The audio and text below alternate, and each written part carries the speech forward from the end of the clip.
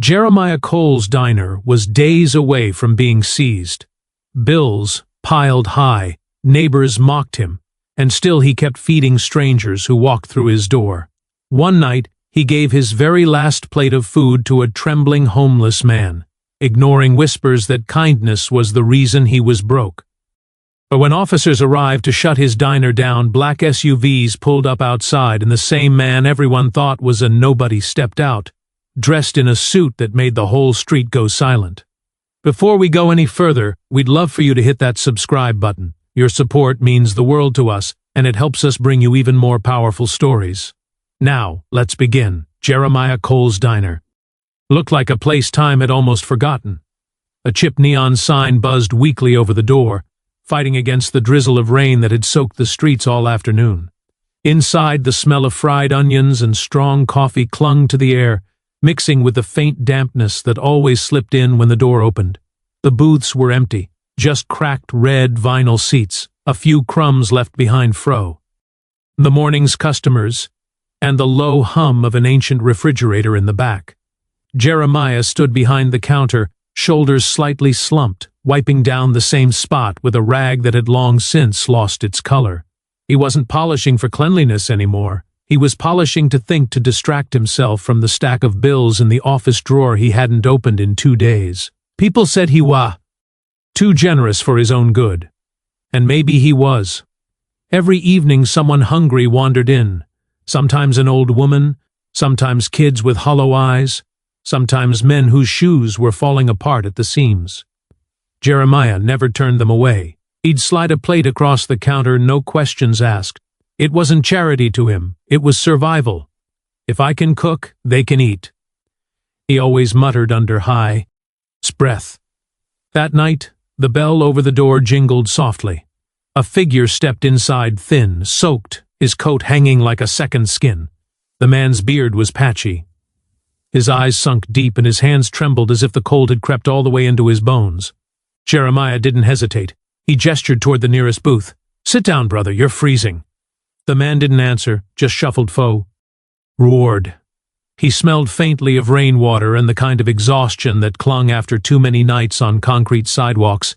Jeremiah poured him a mug of hot coffee, set down a steaming bowl of chicken soup, and slid over a couple of painkillers from the jar he kept near the register. From the corner booth, 2 locals whispered loud enough for Jeremiah to hear.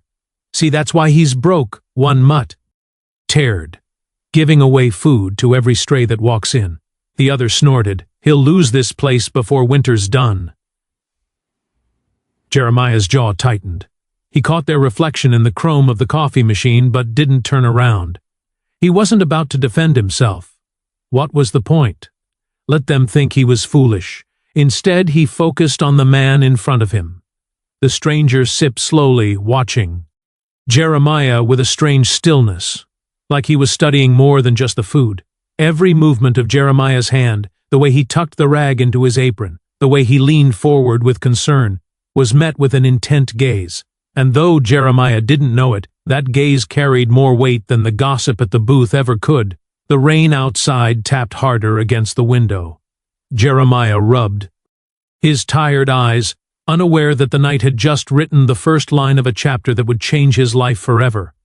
Morning light spilled through the diner's fog windows, stray with dust where Jeremiah hadn't found time to wipe. The tables sat mostly empty, just a couple of regulars sipping coffee, their voices carrying louder than they probably realized.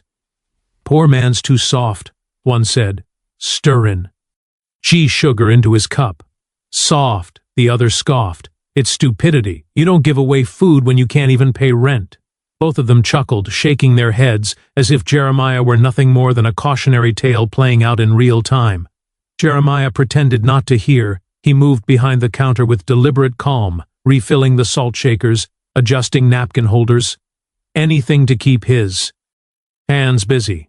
His apron was frayed at the edges, and a thin crease of sweat sat on his brow despite the chill of the morning. But he felt their words. They weigh heavier than the stack of overdue invoices sitting in his office drawer. By mid-afternoon, the stranger returned. Same ragged coat, same quiet steps. Jeremiah looked up from the grill and nodded toward a booth without hesitation. The man lowered himself onto the seat, his movement slow, like his body resisted every bend. "You again," Jeremiah said softly, setting a plate of eggs and toast in front of him. "Eat. No arguments." The man's hand shook slightly as he picked up the fork. He didn't speak, not much anyway, but his eyes never left Jeremiah. They followed him as he wiped down counters, greeted the rare customer, and checked the old clock above the door as if time itself were moving too fast for him to catch up. Word around the neighborhood spread quickly. Jeremiah's generosity wasn't seen as noble anymore. It was seen as weakness. Suppliers started to cut him off. One delivery truck never showed, and when he called, the answer was curt. "Pay what you owe first." That evening, when Jeremiah stepped outside to toss the trash, two neighbors leaned against the lamppost. "Man's drowning himself." One muttered, "Don't feel sorry for him." The other replied, "He chose this life. You can't feed everyone." Jeremiah paused, trashed bag in hand, their words echoing in his head.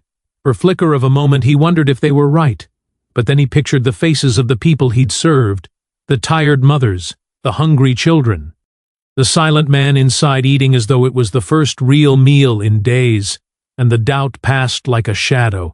Inside, the diner lights buzzed faintly. Jeremiah leaned on the counter, exhaustion etched into the lines of his face. He didn't see it, but the stranger's eyes softened as though he recognized something in Jeremiah's weariness, something rare. The whispers kept growing outside, but Jeremiah kept showing up each day. And the man kept coming back, always silent, always watching. The week stretched on like a rope about to snap. By Tuesday, Jeremiah was serving meals out of ingredients he scraped together from whatever was left in his pantry. A half bag of rice, a few onions, a crate of bruised tomatoes he bought cheap from a vendor who felt sorry for him.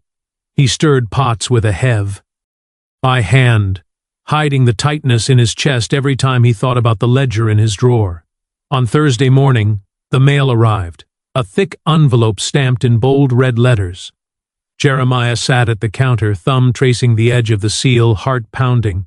He didn't have to open it. He already knew. When he finally tore it open, the words confirmed his fear. Foreclosure. Unless the debt was paid, the restaurant would be seized within days. That evening, the diner was quieter than usual. Just the hum of the fridge and the clink of the stranger's spoon against a chipped bowl. Jeremiah sat across from him this time, too drained to stand. The man ate slowly, eyes on Jeremiah, and for a moment Jeremiah thought he might actually speak. But no words came, just that same steady, unreadable star. The following morning the aunt arrived. Two unformed officers pushed through the diner's door, papers in hand.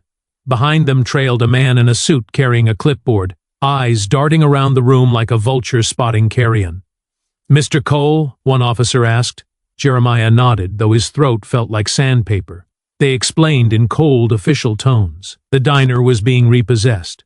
He had till the end of the day to vacate. Customers, what few there were, watched from the booths. Whispers spread like wildfire. "Told you he couldn't last." All that free food finally caught up to him. Jeremiah stood still, gripping the counter's edge so tightly his knuckles whitened. He could hear the gossip, could feel every set of eyes burning into his back, but he didn't argue. What was there to say? And then tires screeched softly against the curb. A line of black SUVs rolled up outside the diner, engines purring like a threat, heads turned, conversations froze mid-sentence. The officers at the door stiffened, unsure of what to expect.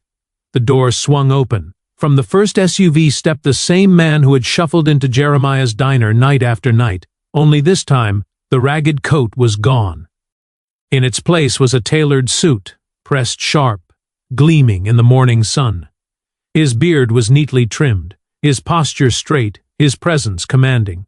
Behind him, assistants carried thick folders and briefcases. The diner fell silent. Forks froze halfway to mouths. Even the officers didn't speak. The man walked forward, each step deliberate, his gaze fixed on Jeremiah. Jeremiah's chest rose and fell, his breath shallow, as the truth began to take shape in his mind. The man wasn't who he claimed to be. and the revelation about to come would be bigger than Jeremiah or anyone in that room could have imagined. The diner felt frozen in time. Even the hum of the fridge seemed to fade as the man in the suit stepped fully inside. His shoes tapped against the worn floorboards. The sound echoing louder than it should have in the cramped space. Jeremiah's hands dropped from the counter. His rag, always in his grip, slipped quietly to the floor. The man stopped a foot away. He studied Jeremiah's face for a long moment, then placed a thick folder on the counter between them. His voice was calm, measured, but carried authority that silenced the room. "Mr. Cole, these are the deeds. This buoy. Elding, this diner, it's yours now. Paid in full, every debt cleared." Gasps rippled through the customers. The officers shifted uncomfortably, unsure if they were even needed anymore. Jeremiah blinked, trying to process the words. He shook his head slightly as though refusing to believe what his ears told him. I don't understand." The man straightened his shoulders. "You gave me food when I had not. You gave without asking, without judgment. You did it again and again, even when people told you it would ruin you. I wanted to see if that was who you really were or if it was just habit, so I dressed like this." He gestured to the memory of his ragged disguise. "I tested you, and you passed in ways I never expected." A murmur swept through the diner. The same neighbors who mocked Jeremiah Day before now stared wide-eyed, some with shame heating their cheeks. The billionaire continued, "I'm investing in this neighborhood, and I've been watching you longer than you realize. You're not just a restaurant owner, Jeremiah. You're the heartbeat of this place. And men like you don't deserve to sink. They deserve to rise." He pushed the folder closer. "Not only is this diner yours free in clay, but I want expanded. Fund new locations. Spread your vision. If you let me, I'll back you every step." Jeremiah's throat tightened. His hands hovered over the papers, trembling. The whispers in the diner shifted, no longer mocking, but reverent. Can you believe it? He was right all along. Kindness does come back. Tears welled in Jeremiah's eyes, though he tried to blink them away. He reached the folder, pressing his palm flat against it, grounding himself in the reality that this wasn't a dream. Outside, the rain had finally stopped. Sunlight broke through the clouds, spilling across the cracked neon sign. For the first time in months, Jeremiah felt its warmth. And though his life had just changed in ways he could never have imagined, he knew one thing would remain the same. Tomorrow morning, when the doors opened, anyone hungry would still have a place at his table, because in the end, that was what had saved him. Jeremiah's kindness nearly cost him everything, but in the end, it became the very reason he was saved. What do you think? Does true generosity always find its way back? Let us know in the comments. And if this story moved you, don't forget to like, subscribe, and share. It helps us bring you more stories that remind us of the power of integrity.